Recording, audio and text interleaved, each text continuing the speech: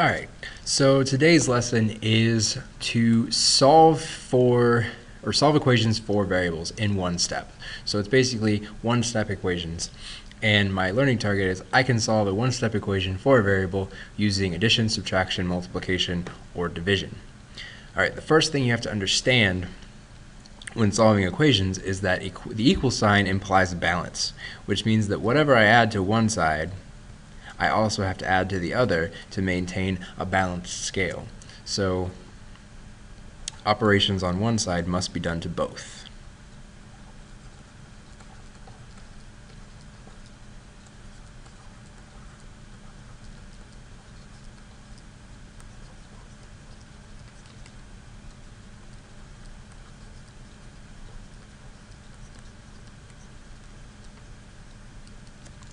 Okay. And the other thing that my entire goal is to get a value for a variable.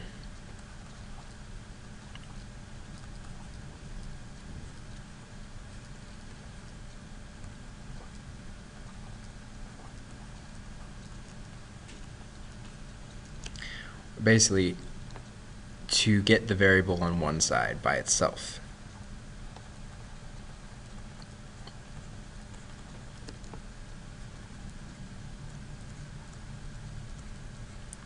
Because when I do that, I'm giving the value or the variable value. I'm saying that this is what the variable is equal to, so every time I see that variable, it should be worth this much. Okay, now in order to solve and do things, we have to get it by itself, which means in this case, for number one, or the first example here, is that I'm trying to get y by itself to give value to it, but I've got this minus 7, so I'm subtracting 7 from y. But in order to solve it, I have to get rid of this subtraction from 7, so I'm going to do the opposite. So we do the opposite operation. So the opposite of subtraction is adding to both sides. So I'm going to put up what I like to call the mirror. Okay? Whatever I do to one side, I do to the other, and then I simplify. So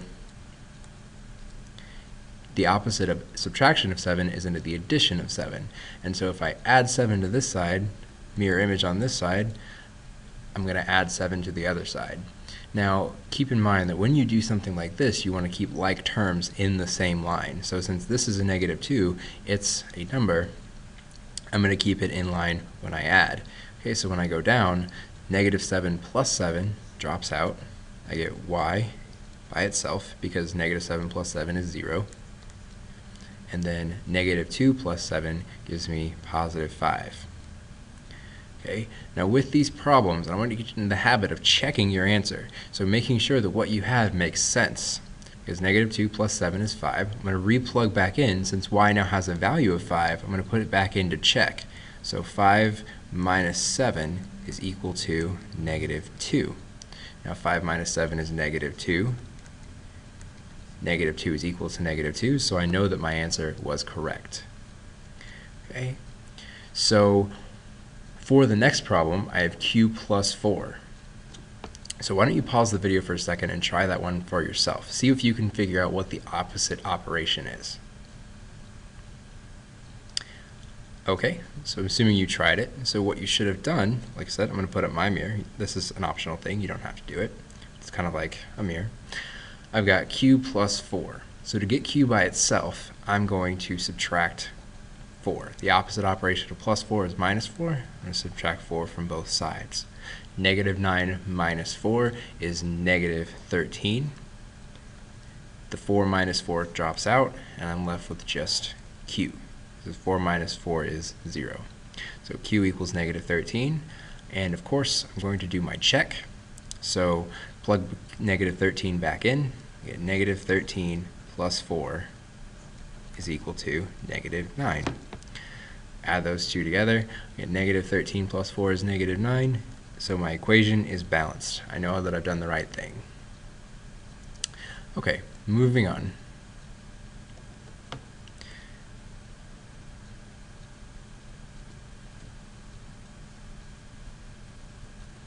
Okay, so the problem here is the last math test you took had 100 regular points and 10 bonus points. you received a total score of 87, which included 9 bonus points. What would your score have been without any bonus points? Okay, so when I set up an equation like this, there's a couple different ways I can do it. But what I'm going to do is say this is my score without bonus points. That's my variable. That's the thing I don't know. When you have a word problem like this, the last sentence of it is usually what your variable is, right? It says, what would my score be without any bonus points? So x is the score without bonus.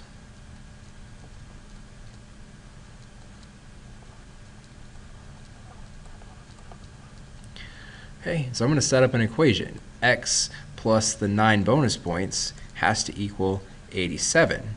So in order to figure out what my score is without the bonus points, I'm going to subtract the 9, so opposite of addition, to both sides. So I get x equals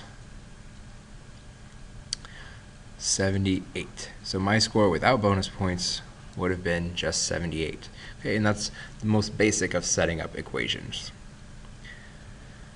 All right, so moving on from addition and subtraction, we also have problems with multiplication, single-step problems with multiplication and division. So checking out this first one, solving a one-step equation using division. So my problem is 7 times n, and remember, when things are together like this, they're being multiplied. So 7 times n is equal to negative 35. All right, now in order to get the variable by itself and get that value, I'm going to put up the mirror again. Whatever I do to one side, I have to do to the other. And my problem is that now I've got 7 multiplied by n, so I can't use addition or subtraction to get rid of that 7 because the operation here is multiplication. And remember, my goal is to use the opposite operation. So think about that for a second. What is the opposite operation? Right? A lot of you are thinking division, right? Okay, so multiplication, the opposite is division. So since I'm multiplying these two together, I'm going to divide this by 7 to get the n by itself. And what I mean by itself is being multiplied by 1, because we know that 7 divided by 7 is 1. Okay, so that cancels out, and not cancels, it becomes 1, sorry. Then because I did divided by 7 on this side, I have to divide by 7 on the other side. So I get negative 35 divided by 7, and my final answer, I'm going to have n equals negative 35 divided by 7, which simplifies to negative 5. Okay? And just like with addition and subtraction, I'm going to check my answer. So I'm going to plug in our negative 5 back in. It's 7 times negative 5 is equal to negative 35. 7 times negative 5 is negative 35. So I know that my answer is correct. The sides are balanced. I did the correct thing. All right.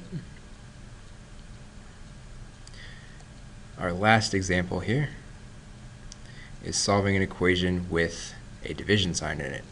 Now this looks like a fraction, so that throws a lot of people. I have t divided by negative 4 is equal to 9.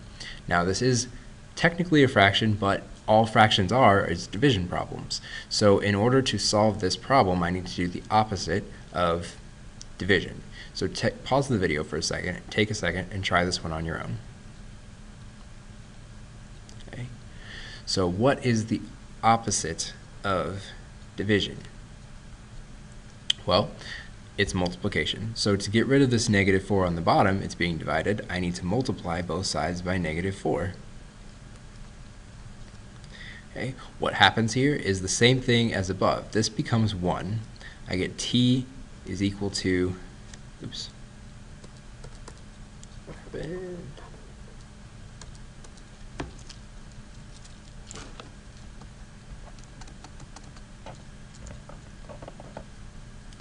Okay, so I get t is equal to 9 times negative 4, which is equal to negative 36. Okay, so t equals negative 36. I'm going to check that, so I'm going to plug it back into my problem. I get negative 36 divided by negative 4 equals 9. Negative 36 divided by negative 4 is 9, so my equation is balanced. All right, that's all I had for you. Finish the 12 or so practice, so there's 3 from each, addition, subtraction, multiplication, and division, for Monday. Thank you guys. Have a good weekend.